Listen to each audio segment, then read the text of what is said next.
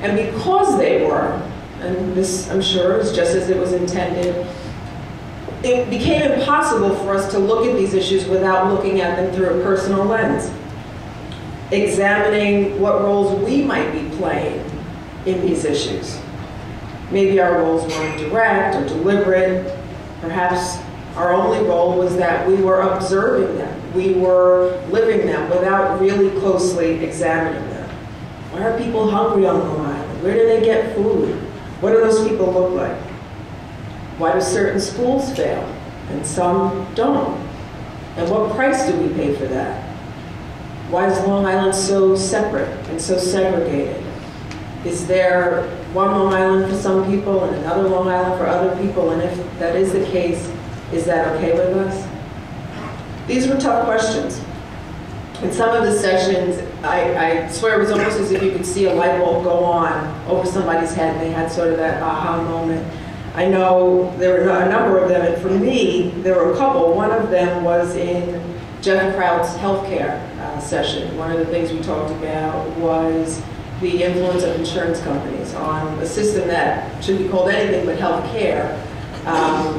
That was an aha for me. And another was during the institutional racism session, where I think for the first time, I, as a brown person, thought about the role that other people of color play in perpetuating racism, in that they approach people with assumptions about their fear or their anger or their hostility, and in the process close down any possibility for understanding.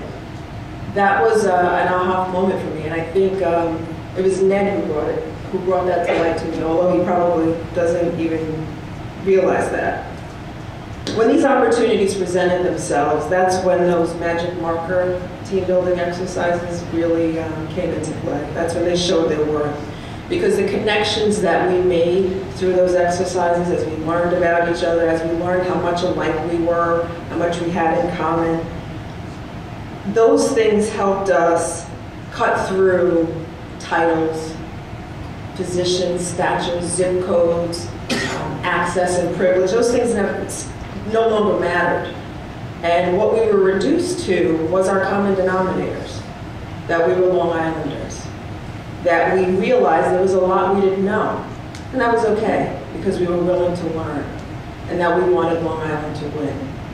That was who we became as a group. And we took in a lot of data, we did a lot of reading, we heard a lot of speaking, but I guess what I took away from it in the end was that Energeia was as much about us as individuals as it was about the issues we were looking at. The Alliance for Regional Stewardship says that communities today require new approaches to solving age-old issues, that we have to cross boundaries and create new models for success.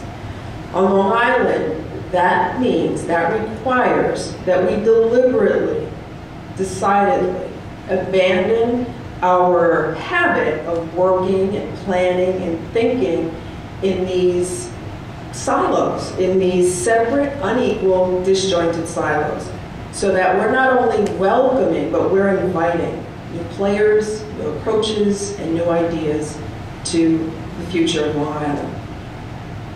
So what we've done over the past 2 years is a critical step in forming new relationships. And those relationships, I believe, will lead to partnerships, and those partnerships will lead to change. That's the hope, that's the plan.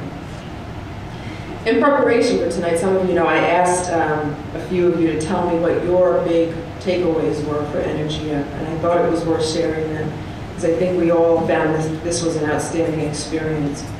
Heather said her standout moment was when so many people who had never been to the Roosevelt community came away from the education workshop with a changed perspective, not just of that school, but about the disparity among schools on Long Island.